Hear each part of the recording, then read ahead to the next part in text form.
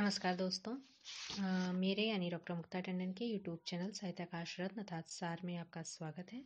इस चैनल पर आपको हिंदी साहित्य से जुड़े लगभग समस्त तत्वों की जानकारी देने का मेरा प्रयास रहेगा, चाहे वो कवि हों, लेखक हों या कोई गद्य विधा हो, गद्य विधाओं से जुड़ी हुई प्रवृत्तियाँ हों, लेखकीय प्रवृत्तियाँ हों, इतिहास लेखन हो, इन सबके ऊपर आपका ज्ञान संवर्धन ही मेरा ध्येय रहेगा। चैनल को सब्सक्राइब करने के साथ साथ बेल आइकन पर क्लिक करना ना भूलें, जिससे आपको समय समय पर अपलोडेड वीडियोस की जानकारी मिलती रहेगी। आज हम बात करेंगे प्रयोगवाद की एक महत्वपूर्ण रचना या यूं कहें एक संग्रह की, जिस संग्रह ने प्रयोगवाद को अनेक कवियों का संग्रह या संकलन बना दिया। और ये संकलन था ताड़ सप्तक। जी हाँ, ताड़ सप्तक, जो कि 1943 में आया, जिसमें नए प्रयोग करने का दावा किया गया। यहीं से प्रयोग काल और प्रयोगवाद और प्रयोगवादी कवियों की नामकरण पर भी विचार हुआ। प्रयोग शब्द के यूज के कारण, उसके प्रयोग के कारण से प्रयोगवाद, और इस वाद के कवियों को प्रयोगवादी कवि कहा गया। अगे ने नई कविता के प्रणयन के लिए 1943 ईस्वी में 7 कवियों का एक मंडल बनाया और ताड़ सप्तक का संकलन एवं संपादन किया। इसका ऐतिहासिक महत्व इस रूप में भी है कि इस संकलन से ही हिंदी काव्य साहित्य में प्रयोगवाद का आगाज होता है, उसका आरंभ होता है। ताड़ सप्तक यानी 7 कवियों का वर्णन।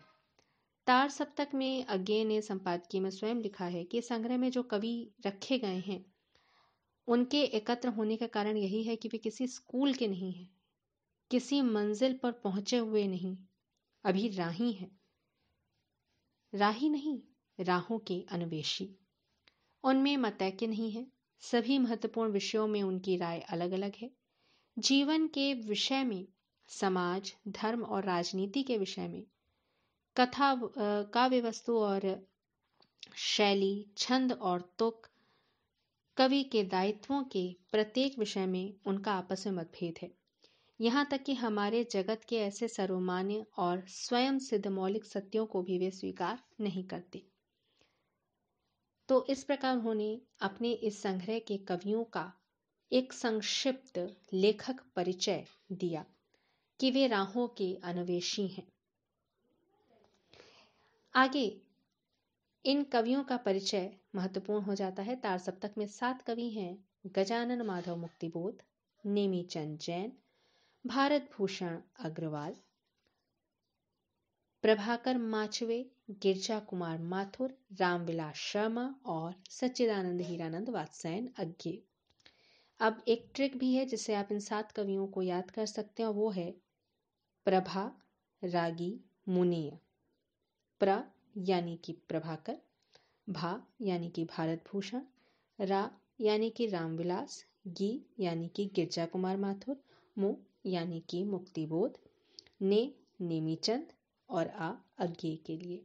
तो प्रभा रागी मुनि ये प्रथम सप्तक के 7 कवि हैं।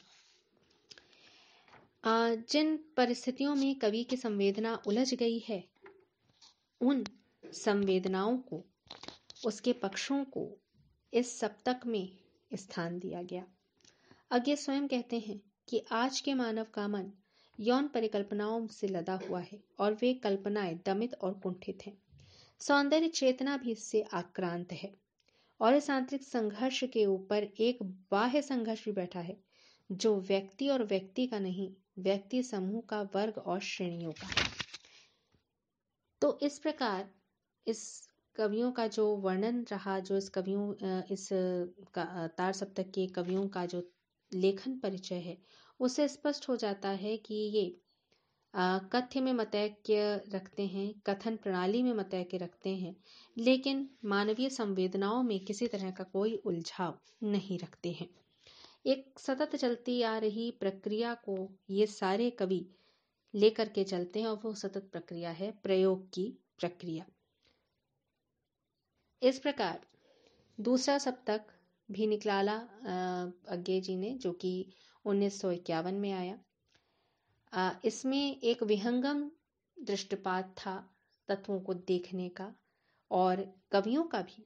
दूसरे सप्तक के जो महत्वपूर्ण कवि हैं उनमें भवानी प्रसाद मिश्र, शकुंतला माथुर, हरिनारायण व्यास, शमशेर बहादुर सिंह, नरेश कुमार मेहता, रघुवीर सहाय और धर्मवीर भारती हैं।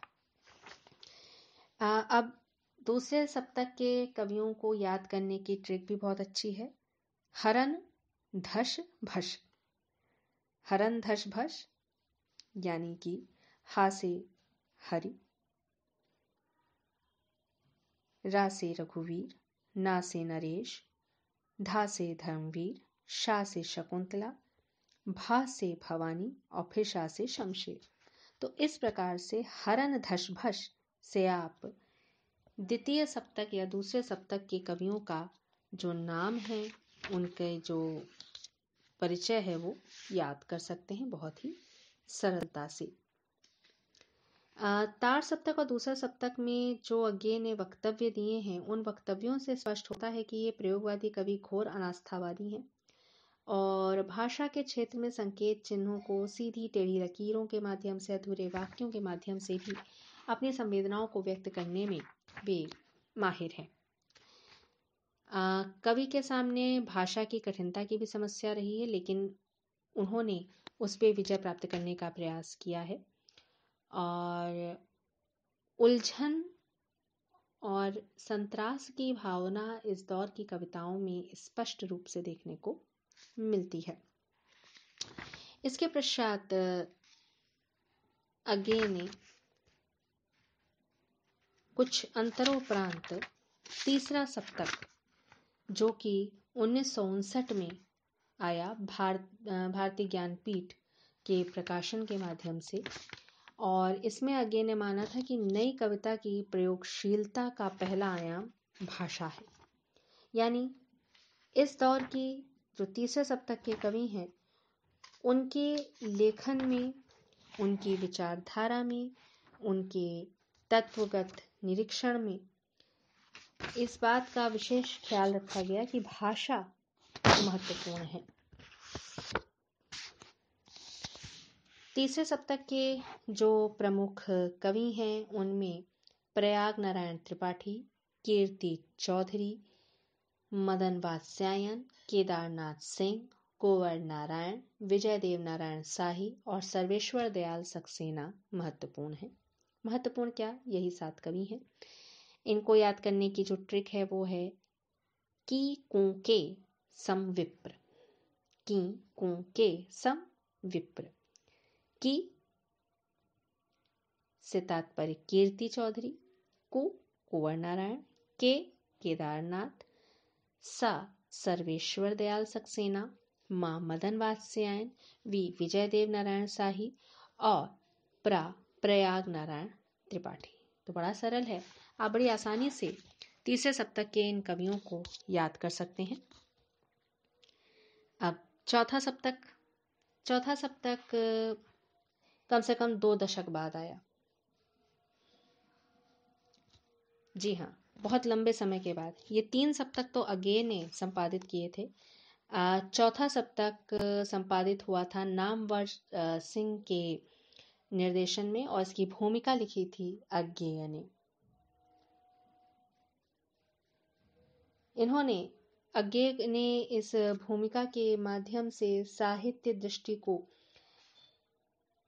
एक अलग युगीन परंपरा पे लाने का प्रयास किया और नामवर सिंह को एक संपादक के रूप में, एक आलोचक के रूप में चौथे सप्तक ने महत्वपूर्ण स्थान भी दिया।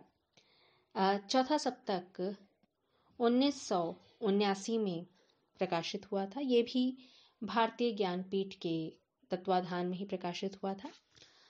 इसके जो प्रमुख कवि हैं ये अवधेश कुमार, राम कुमार कुंभज, स्वदेश भारती, नंद किशोर आचार्य, सुमन राजे, श्री राम वर्मा और राजेंद्र किशोर हैं। इन्हें भी याद करने का एक बहुत ही सरल ट्रिक है और वो ट्रिक है श्री अरा सुरा स्वना। श्री श्री राम वर्मा, अवधेश कुमार, राजकुमार कुंभज, सुमन राजे, फिर से राजेंद्र किशोर, स्वदेश भारती और नंद किशोर आचार्य। तो श्री अरा सुरा स्वन। चौथा सप्तक एक लंबे अंतराल पे आया था, लेकिन घोषित रूप से एक संपादक की काव्य दृष्टि और एक साहित्यिक रुचि का प्रतिफलन ही था। या यूं कह सकते हैं कि संपादकत्व का जो स्थानांतरण था वो एक आधार स्तंभ से दूसरे आधार स्तंभ को मिल रहा था। धन्यवाद।